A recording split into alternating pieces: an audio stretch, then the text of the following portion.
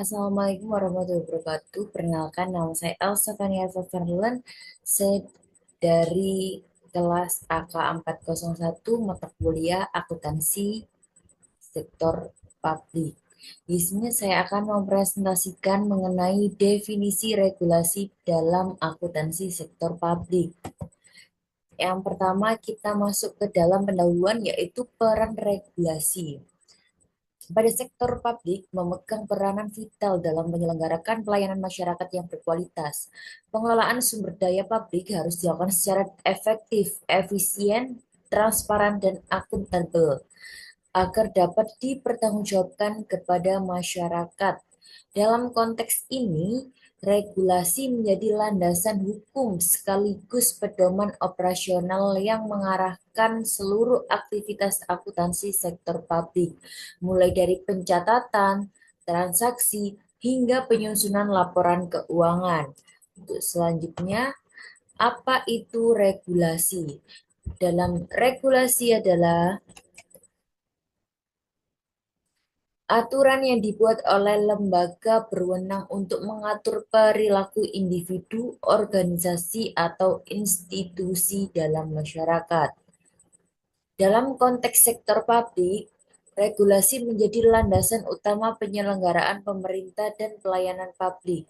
Tujuan utama dari regulasi adalah menciptakan keteraturan, memberikan kepastian hukum, serta melindungi kepentingan publik.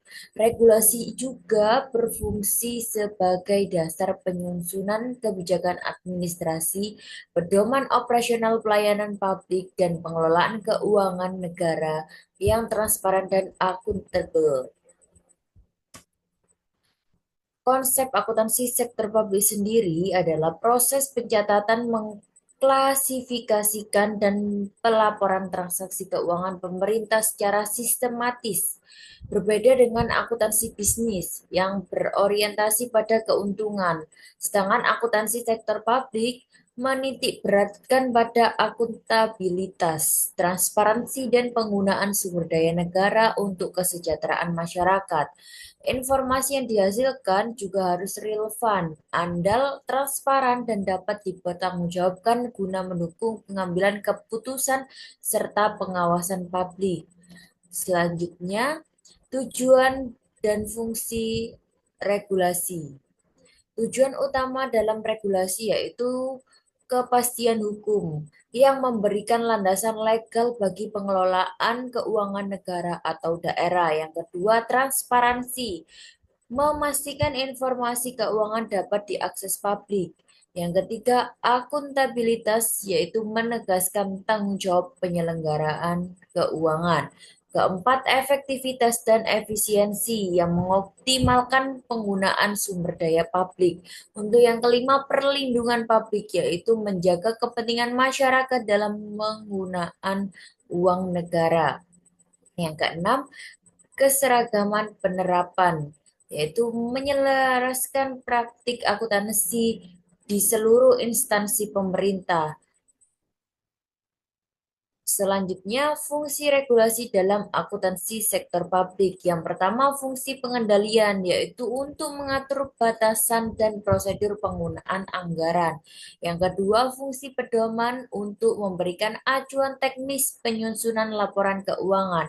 Yang ketiga, fungsi pengawasan, yang menjadi dasar pemeriksaan dan evaluasi kinerja keuangan.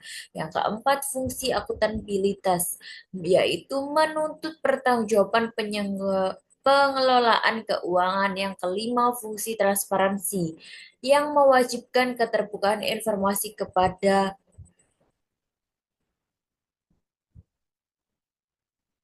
Selanjutnya, dasar hukum tertuang pada Undang-Undang Nomor 17 Tahun 2003 tentang Keuangan Negara. Yang kedua, Undang-Undang Nomor 1 Tahun 2004 tentang Perbendaharaan Negara. Yang ketiga, Undang-Undang Nomor 15 Tahun 2004 tentang Pemeriksaan Pengelolaan dan Tanggung Jawab Keuangan Negara. Tertuang juga pada Peraturan Pemerintah Nomor 71 Tahun 2020 tentang Standar Akuntansi Pemerintahan. Ya. Dan yang kedua, Peraturan Menteri Dalam Negeri dan Peraturan Teknis Pelaksanaan lainnya. Selanjutnya, regulasi di pengelolaan keuangan daerah, penyusunan anggaran dan pelaksanaan regulasi menjadi pedoman dalam penyusunan APBD, mengalokasikan anggaran, serta menjalankan kegiatan sesuai prioritas daerah. Pencatatan dan pelaporan keuangan ini, setiap transaksi keuangan daerah dicatat secara sistematis untuk menghasilkan laporan yang akurat, transparan, dan dapat dipertanggungjawabkan. Untuk contoh laporannya sendiri yaitu realisasi anggaran, neraca, dan laporan arus kas menjadi bentuk pertanggungjawaban pemerintah daerah kepada publik. Selanjutnya, tantangan penerapan regulasi, yaitu keterbatasan sumber daya manusia yang kompeten atau SDM terbatas dan perubahan regulasi yang cepat. Yang kedua, keterbatasan teknologi informasi, kurangnya koordinasi antar instansi, resistensi perubahan dan perbedaan kapasitas antar daerah. Selanjutnya, upaya peningkatan efektivitas. Meningkatkan kompetensi aparatur pemerintah melalui pendidikan dan pelatihan. Memanfaatkan teknologi informasi dan sistemasi akuntansi pemerintahan. Yang ketiga, memperkuat pengawasan internal dan eksternal. Yang keempat, menyederhanakan regulasi yang tumpang tindih. Yang kelima, meningkatkan koordinasi antar lembaga pemerintahan. Yang keenam, mendorong budaya transparansi dan akuntabilitas. Kesimpulan dari materi yang saya jelaskan tadi yaitu regulasi di sini memegang peranan penting dalam menjamin akuntansi sektor publik yang transparan, akuntabel, dan efisien. Dengan landasan hukum yang jelas, pengelolaan keuangan negara dan daerah dapat berjalan secara terarah sehingga meningkatkan kepercayaan publik terhadap penyelenggaraan pemerintahan yang baik.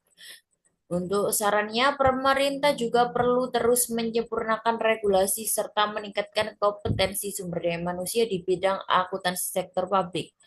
Selain itu, setiap instansi juga harus konsisten menerapkan regulasi yang berlaku demi terciptanya pelayanan publik yang lebih baik dan bertanggung jawab.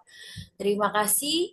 Sekian presentasi dari saya. Saya akhiri. Wassalamualaikum warahmatullahi wabarakatuh. See you.